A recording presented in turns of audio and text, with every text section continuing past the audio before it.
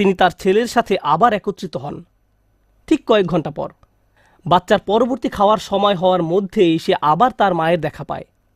আর অন্যদিকে ইউসুফ আলাইসাল্লামের ক্ষেত্রে তিনি তার পিতার নিকট থেকে বিচ্ছিন্ন হয়ে পড়েন, কিন্তু বহু বছর যাবৎ তিনি তার পিতার দেখা পাননি। অনেক অনেক বছর যাবৎ আমরা জীবনে সমস্যার মুখোমুখি হব, আর আল্লাহর কাছে দোয়া করার সাথে সাথেই আমাদের সমস্যার সমাধান হয়ে যাবে না। দোয়ার বাস্তবতা বোঝার চেষ্টা করুন।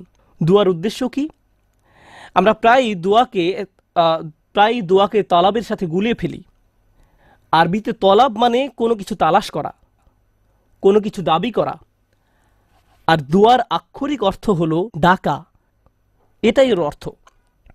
দাআতুকুম মানে আমি তোমাকে ডেকেছি, আমন্ত্রণ জানিয়েছি, এটা হলো দোয়া। আমরা যখন আল্লাহর কাছে দোয়া করি, মাঝে মাঝে আমরা ওই দোয়ার মাধ্যমে আল্লাহর কাছে দাবি জানাচ্ছি, এটা সত্য। আমরা অনুরোধ জানাচ্ছি।